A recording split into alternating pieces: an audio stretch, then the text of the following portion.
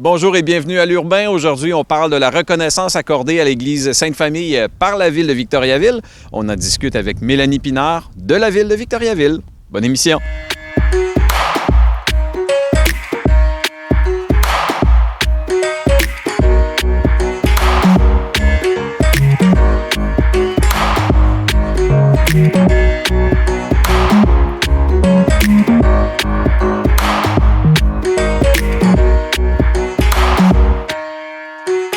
Bonjour Mélanie. Bonjour. On est devant l'église Sainte-Famille. Qu'est-ce qui distingue cette église-là? Cette église-là est résolument moderne. Donc, c'est une église construite au début des années 60 et elle est complètement différente là, des églises traditionnelles qu'on retrouvait là, avant les années 50. Là. Les églises en pierre, symétriques, avec des clochers centraux ou de chaque côté. Là, on est dans un autre genre complètement là, qui est vraiment typique de l'époque moderne. Typique dans le sens de l'utilisation des matériaux ou dans d'une architecture différente? Un peu tout ça, oui. Alors, quand on arrive au début des années 50, on a les matériaux nouveaux qui arrivent dans la construction. Donc, on a le béton qui vient complètement changer les méthodes de construction. Et on explore aussi au début des années 60, là, on est dans l'exploration. Et surtout avec Vatican II, là, qui est dans la mouvance de Vatican II. Vatican II qui est le renouveau liturgique, là, où on change complètement les habitudes au niveau de la pratique religieuse. Donc, par exemple, là, on change la langue qui était le latin là, pour la pratique religieuse. On tourne l'autel vers les paroissiens. Donc, tout ça, ça vient amener un grand esprit de renouveau et une grande modernisation. On explore beaucoup de nouvelles formes en architecture moderne. Puis je vous dirais même dans le courant moderne de façon générale, c'est pas mal à travers les églises qu'on a fait des explorations les plus osées, avec des formes très, très même spectaculaires ou différentes de tout ce qu'on connaissait. Donc, on a beaucoup exploré ici.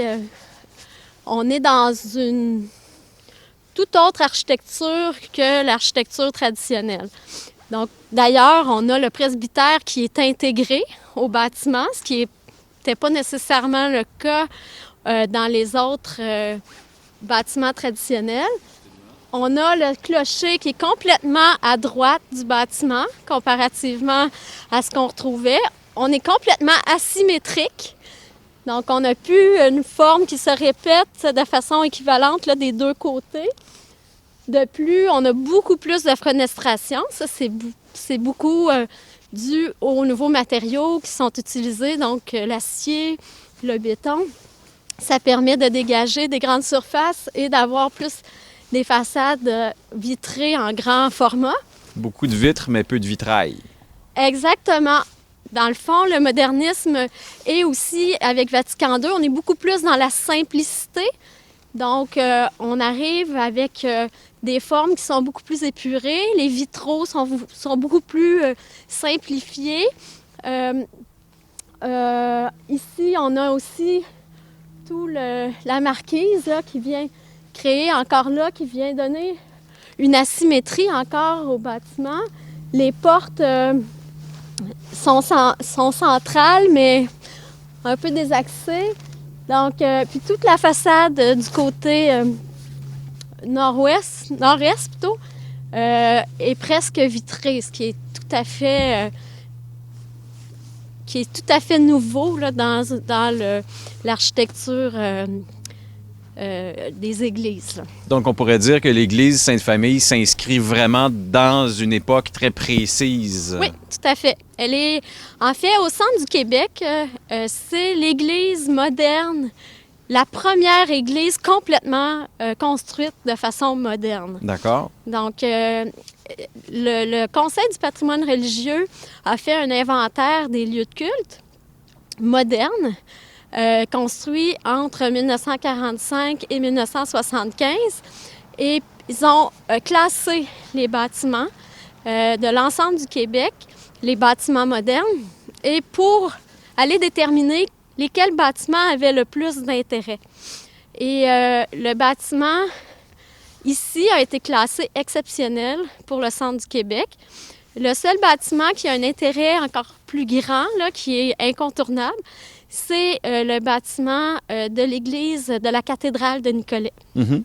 Donc, qui est aussi assez exceptionnel par ses formes, très nouvelles et avant-gardistes. Donc, ici, à Victoriaville, on a 2 bâtiments modernes qui ont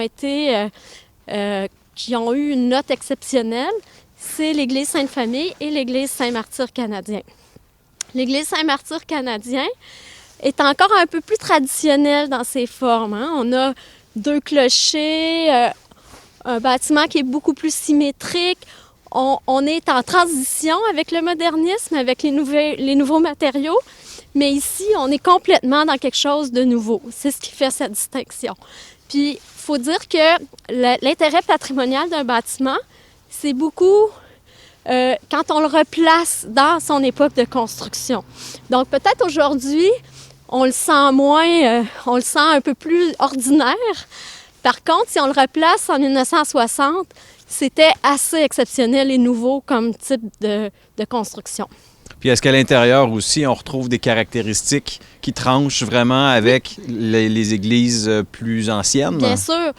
D'ailleurs, grâce aux matériaux, on a pu avoir une nef qui est complètement dégagée, aucune colonne, la façade vitrée qui donne une grande ouverture, beaucoup de luminosité à l'intérieur du bâtiment. La simplicité, c'est très épuré. On a peu d'ornementation. L'ornementation est très épurée. Mm-hmm. Donc, oui, c'est certainement un intérieur qui est tout à fait différent des formes traditionnelles. Puis c'est ça qui a un peu capté votre attention à la ville. Oui, en fait, nous, on a reconnu, en fait, le classement du Conseil du patrimoine religieux. Les bâtiments modernes ont peu de visibilité. Là, mm-hmm. Ça fait peu de temps qu'on s'intéresse au patrimoine moderne. On s'intéresse beaucoup au patrimoine traditionnel, mais le patrimoine moderne, c'est assez récent là, qu'on s'y intéresse. Donc, nous, on a voulu reconnaître ce classement-là qui a été établi par le Conseil du patrimoine religieux. Et ça fait partie aussi de notre intérêt de préserver et d'identifier les bâtiments d'intérêt de notre territoire. Particulièrement, en ce moment, on travaille sur l'ensemble des églises de la paroisse Sainte-Victoire. Et ça fait partie, on a cité l'église Sainte-Famille, on a cité aussi l'église Sainte-Victoire. Puis qu'est-ce que ce classement-là représente pour la ville? Qu'est-ce que ça implique? Ce que ça implique, le classement ou la protection? Les deux. La protection. En fait, la protection, ce que ça nous donne, c'est que ça nous permet de bien signaler à la population que ce bâtiment-là a un intérêt pour l'ensemble de la municipalité. Et il y a quelques règles qui viennent s'appliquer lorsqu'on veut faire des modifications sur le bâtiment. Donc, on va devoir, s'il y a des modifications importantes, bien, tout ça, ça doit passer et être autorisé par la municipalité. Mais par contre, ça concerne l'extérieur du bâtiment et non pas son intérieur. Bonjour, Madame Croteau. Bonjour. Alors, une distinction comme celle-là, qu'est-ce que ça représente pour les paroissiennes et paroissiens? Bien, les paroissiens et les paroissiennes là, sont très contents que ça reste ouvert. Parce que la plupart avaient peur que ça ferme. Parce que, tu sais, ça diminue dans les églises. C'est toutes des personnes âgées qu'on voit à cette heure. On n'a pas beaucoup de jeunes. Fait que, tu sais, il y en a, là, qui se sont mariés ici. Puis quand ils ont su que l'église était historique, là, ils étaient très contents. Hey, on s'est mariés ici, puis ça va rester ouvert. Donc, ça renforçait un peu le sentiment d'attachement. Ben oui, c'est sûr.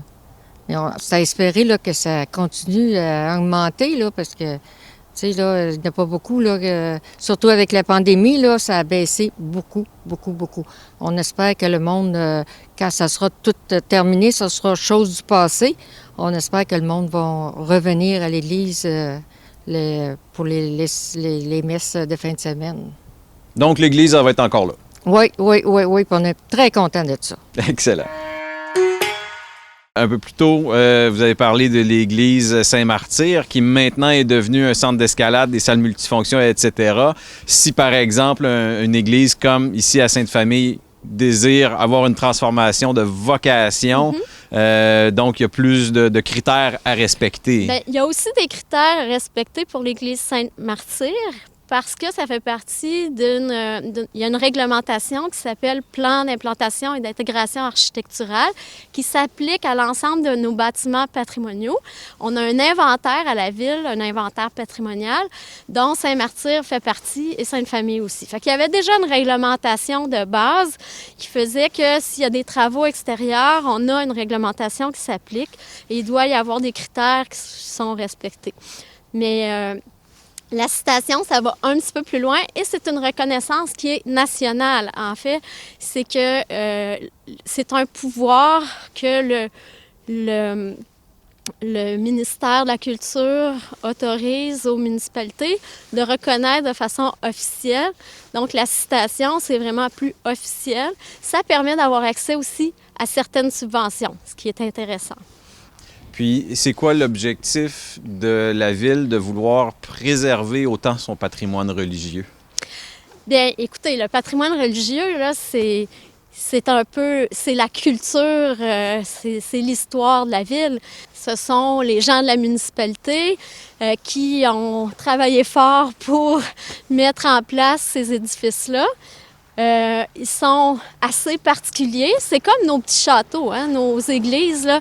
C'est là qu'on mettait nos plus beaux matériaux, qu'on mettait notre architecture la plus intéressante. C'était nos bâtiments forts. Donc, c'est sûr qu'au niveau architectural et historique, il y a un intérêt important pour l'histoire qui est à préserver.